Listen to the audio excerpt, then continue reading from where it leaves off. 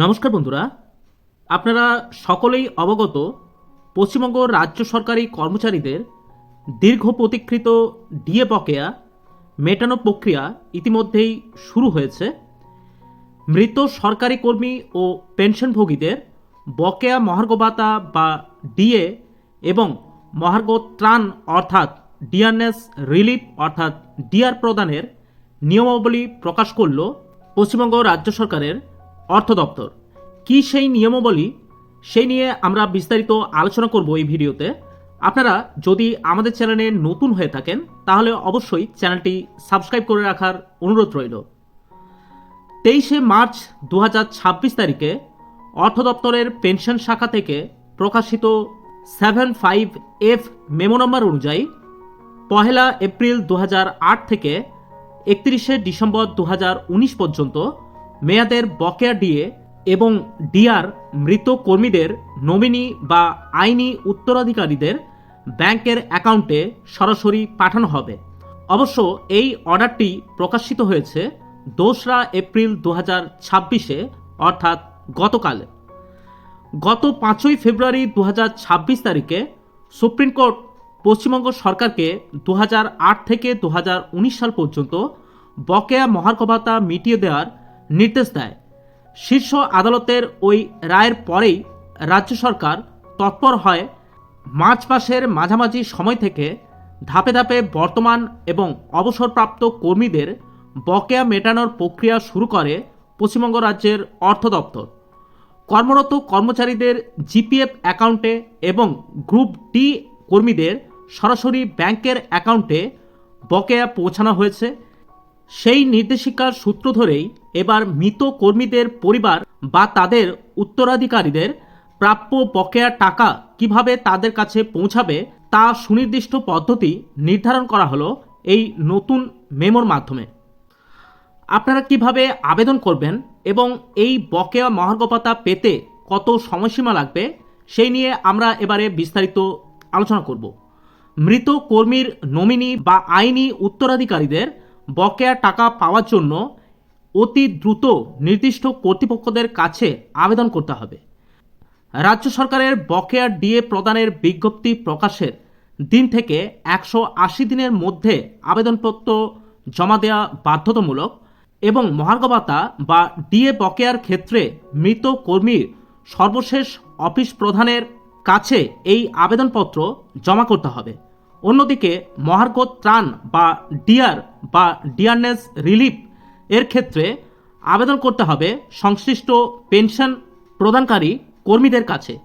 আপনারা অনেকেই কমেন্ট করেছিলেন আমাদের আগের ভিডিওতে যে যারা নমিনি আছে তারা কিভাবে এই বকেয়া ডিএর জন্য আবেদন করবেন।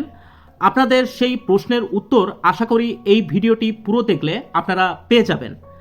আবেদনের সঙ্গে বৈধ নথিপত্র যেমন ডেথ সার্টিফিকেট এবং উত্তরাধিকারীদের প্রমাণপত্র এবং তার সাথে ব্যাংকের অ্যাকাউন্টের সম্পূর্ণ তথ্য জমা দিতে হবে।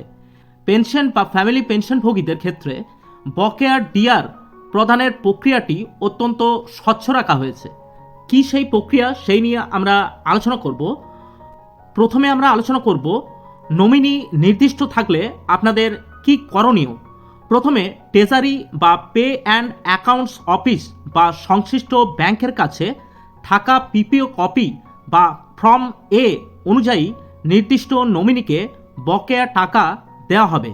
যদি ট্রেজারি কর্তৃপক্ষ নিশ্চিত হয় যে বর্তমান ফ্যামিলি পেনশনার এবং নথিবদ্ধ নমিনি সম্পূর্ণ একই ব্যক্তি, তবে সরাসরি সেই ফ্যামিলি পেনশনারের ব্যাংকের অ্যাকাউন্টে বকেয়া ডিএ পাঠিয়ে দেওয়া হবে। এবারে আলোচনা করব নমিনির তথ্য যদি না থাকে। ডিসবার্সিং অথরিটির কাছে যদি পিপিও বা ফর্ম এতে কোনো নমিনির তথ্য না থাকে তবে আইনি উত্তরাধিকারীদের বকেয়া ডিআর দেওয়া হবে। এক্ষেত্রে সংযুক্ত সরকারি কর্তৃপক্ষের দ্বারা জারি করা আইনি উত্তরাধিকার সংক্রান্ত নথিপত্র অর্থাৎ লিগ্যাল হেয়ার সার্টিফিকেট প্রমাণপত্র হিসাবে জমা করতে হবে। এবারে আমরা আলোচনা করব মৃত সরকারি কর্মীদের মহার্ঘ ভাতা প্রদানের নিয়ম নিয়ে। কর্মরত অবস্থায় বা অবসরের পর সরকারি কর্মীদের মৃত্যু সময়কাল এবং এইচআরএমএস আইডি থাকার উপর ভিত্তি করে বকেয়া ডিএ প্রদানের পদ্ধতি তিনটি ভাগে ভাগ করা হয়েছে।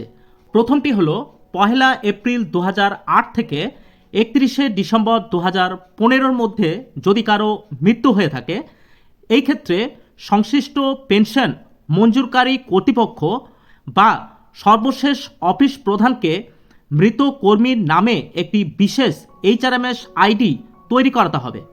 এরপর মৃত কর্মীর সার্ভিস বুক প্রয়োজনীয় তথ্য পূরণ করতে হবে। এই তথ্যের উপর ভিত্তি করে ডিডিও WBIFMS পোর্টালের মাধ্যমে বকেয়া ডিএ নিখুঁতভাবে হিসাব করবেন এবং তা যোগ্য উত্তরাধিকারীদের ব্যাংকের অ্যাকাউন্টে পাঠাবার ব্যবস্থা করবেন। এরপরে আমরা দেখব, যদি কারো 31 ডিসেম্বর 2015 পর মৃত্যু হলে তার ক্ষেত্রে কি করণীয়।